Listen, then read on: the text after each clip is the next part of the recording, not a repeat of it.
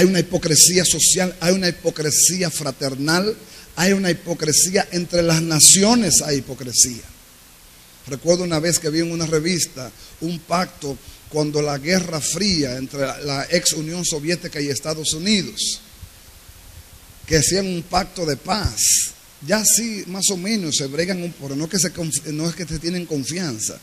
Y en la revista se hacía una pantalla dentro de la cual había un norteamericano y un ruso, y los dos estaban dando la mano, pero con la mano izquierda el ruso tenía un misil y en la otra el americano tenía también otro misil.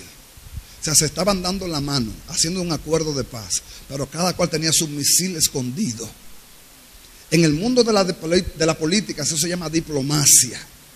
En la diplomacia, la cara de que todo está bien, pero por detrás la pistola está sobada.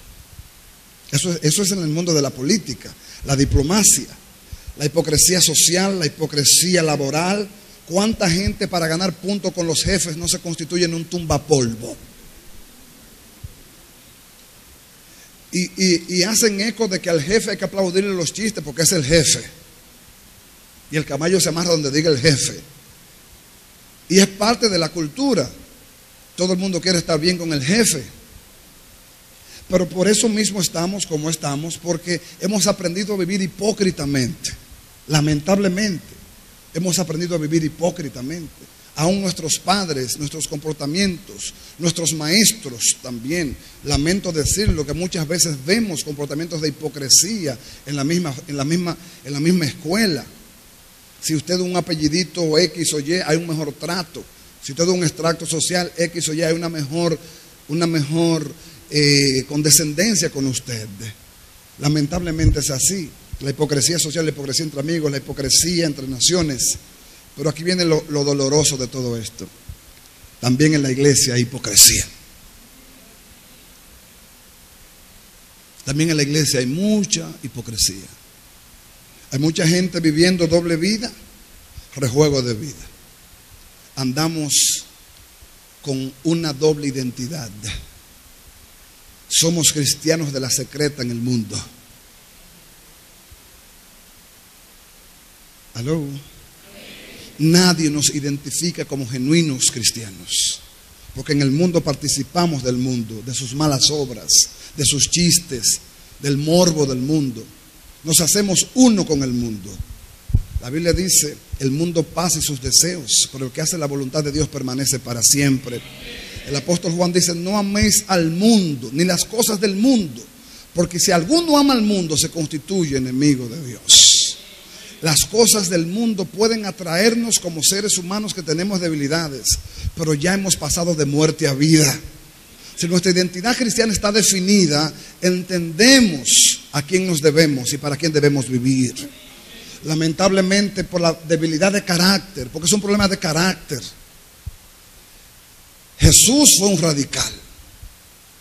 La iglesia de hoy no es radical. La iglesia de hoy le quiere caer bien a todo el mundo. Los ministros de hoy queremos ser complacientes y caerle bien a todo el mundo. Tenemos que escoger, o le caemos bien a Dios o le caemos bien al mundo. Los ministros, aún a la misma iglesia, queremos caerle bien. Y nosotros no somos constituidos ministros por la iglesia. No somos constituidos ministros por Dios y para Dios. Y Dios nos da la honra y el compromiso de cuidar de su pueblo, pero primero celándolo de Él.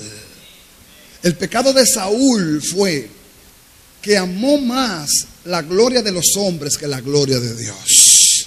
Si usted pesa en balanza, Saúl fue el primer rey de Israel, David fue el tercer rey, porque hubo un hijo de Saúl que heredó el reino, aunque no se connota. De repente, si usted pesa el pecado de Saúl y el pecado de David, usted dice, no, pero fue una horroridad el pecado de David. David adulteró y maquinó de tal manera que hasta llevó a un hombre a la muerte. Óigame, terrible.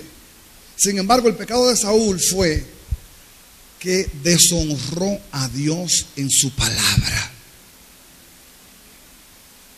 Óigame, el deshonrar a Dios en su palabra le costó a Saúl su reino. Porque David pecó contra la santidad de Dios, Saúl pecó contra la autoridad de Dios. Y Dios es más celoso de su autoridad que de su santidad. El pecado de Adán fue contra la santidad de Dios, contra la autoridad de Dios. ¿Por qué? Porque Dios le dijo, no comerás del árbol. Dios le dio un mandato y Adán violentó el mandato, violentó la autoridad. Amén.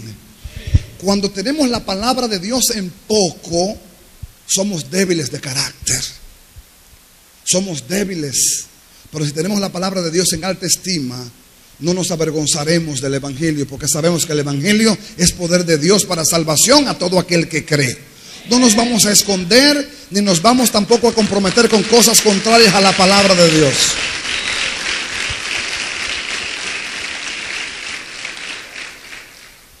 Hay una hipocresía en la iglesia terrible. Frente a los compañeros de trabajo somos tal igual que ellos. Frente a los compañeros de clase somos tal igual que ellos. Y usted dirá, pero es que somos igual que ellos. Bueno, en contextura podríamos ser igual que ellos. Sí, nos vestimos igual, estudiamos la misma materia, viajamos en carros iguales, pero en principio somos diferentes. En esencia somos diferentes. Nosotros somos la luz del mundo, establecidos por Dios para hacer la diferencia en un mundo que necesita ver a Dios. Pero si la sal se hace insípida, para nada sirve, dice la Biblia, sino para ser hollada por los hombres. Cuando el creyente pierde su genuinidad y su autenticidad delante del mundo, se constituye en un creyente de doble vida, hipócrita, de tal manera que el mundo no los respeta, ni la iglesia tampoco. Los hipócritas pierden el respeto por la poca identidad.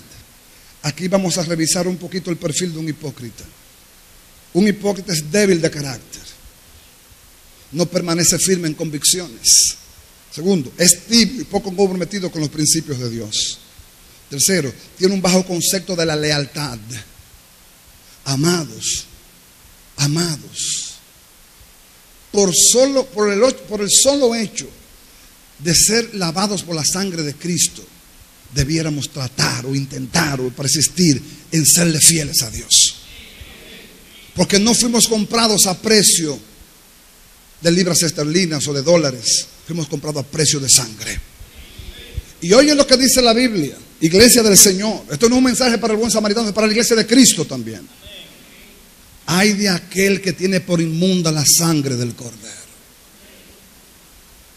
Ay de aquel que pisotea el sacrificio santo de Cristo creyendo que todo con las reglas se puede. Que yo hoy peco y Dios me perdona, que yo hago y Dios me perdona, que yo bebo y me acuesto con cualquiera y Dios me perdona, y jugando a la gracia, y convirtiendo la gracia en desgracia, y constituyéndose en un tropiezo, en una vergüenza para el Evangelio.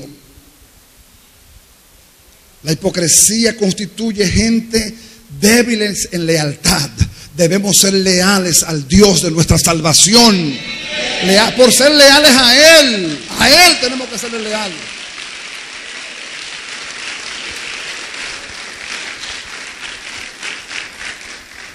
El decir yo no puedo, que no te pregunten por qué, porque yo soy fiel a mi Cristo, o quiero serle fiel a Cristo. Se ha perdido en la boca de los creyentes cuando vienen ofertas. Hacemos negocios raros, transigimos en principios de una manera tan fácil, porque se nos olvida a quién debemos serle leales.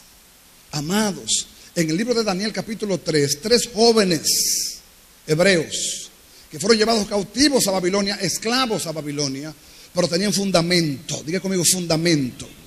Lo que me dice a mí la importancia de enseñar a los niños en la fe. Daniel fue llevado niño a Babilonia también, y Daniel dijo en su corazón, yo no me voy a contaminar con la comida del rey. Pero Nabucodonosor, enfermo por su ego, se hizo a sí mismo una estatua y se dio orden en toda Babilonia de que todo aquel que estuviera en ese territorio doblara sus rodillas y adorara la estatua de Nabucodonosor.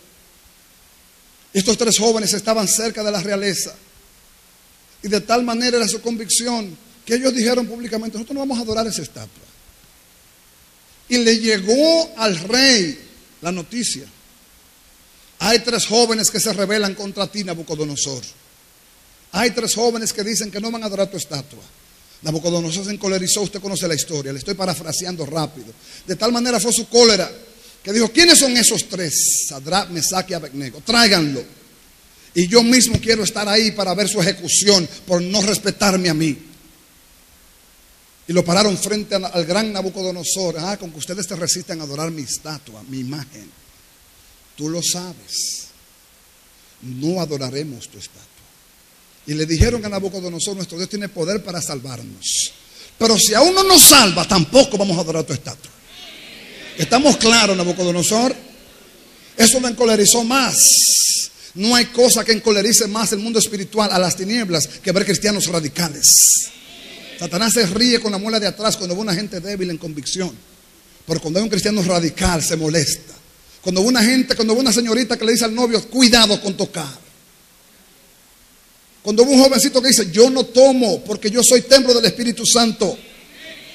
Cuando te ofrecen pornografía, dice: no, mis ojos no verán cosa inmunda. Yo soy templo. Tú lo que eres un pariguayo, yo soy un templo de Dios.